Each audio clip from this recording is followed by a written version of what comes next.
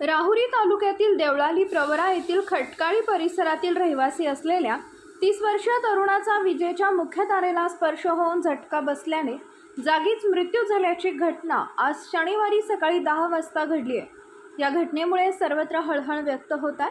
खटकाळी येथील रहिवासी असलेला मनोज दामोदर उमाप वय वर्ष 30 हा झाडे तोडण्याचे तसेच मोलमजुरीचे काम करत असत। आज शनिवारी देवळाली प्रवरा येथील राजवाडा चौकात नारळाची फांदी तोडत असताना विजेचा मुख्य प्रवाह असलेल्या तारेला मनोज यांचा चुकून हात लागल्याने त्यांना तीव्र शॉक बसून ते जागीच खाली पडले। त्यानंतर तातडीनं रवी देवगिरे यांच्या रुग्णवाहिकेतून राहुरी ग्रामीण रुग्णालयात नेण्यात आले। तेथील वैद्यकीय सूत्रांनी मृत म्हणून घोषित केले। त्यानंतर मृतदेह शवविच्छेदनासाठी पाठवण्यात आला।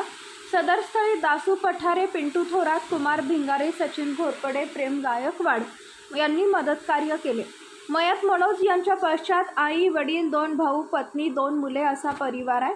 या घटनेने परिसरात हळहळ व्यक्त होत आहे। याबाबत राहुरी पोलीस ठाण्यात गुन्हा दाखल करण्याची प्रक्रिया सुरू होती।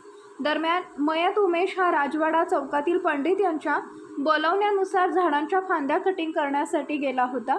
त्यावेळी पंडित यांनी महावितरणला फोन करून विद्युत पुरवठा खंडित करणं गरजेचं होतं। या घटनेस पंडित हाच जबाबदार असल्याचा आरोप करत मयत मनोज उमाप यांच्या भावाने प्रतिक्रिया देताना विजन प्लस न्यूज वृत्तवाहिनीशी बोलताना केला आहे। माझा भाऊ सकाळी 7:15च्या घराच्या बाहेर पडला। सुरेश पंडित हा माणूस कालपासून माणसं शोधत होता काम करण्यासाठी। त्याची 2 झाडं आहे, नारळ झाडं, त्याच्यामुळं तो सकाळी गेला तिथं आणि MCBला तिने काही सांगितलं नाही, लाईट हातपारा म्हणून तो वर चढला आणि याला फाट्यापर्यंत पाचच्या फाटा तोडल्यावर त्याला शॉर्ट बसून ह्यो काही स्पीडनं खाली आला। याचा जागेवर मृत्यू झाला। याला कारण फक्त तो सुरेश पंडितच राहणार हिची पोलिसाला आम्ही सांगितलेलंच आहे, पण याचा ठामपणे पोलिसाला निर्णय करायला पाहिजे आणि सुरेश पंडितला आहे ना ताब्यामध्ये घेतलं पाहिजे, ही माझी विनंती।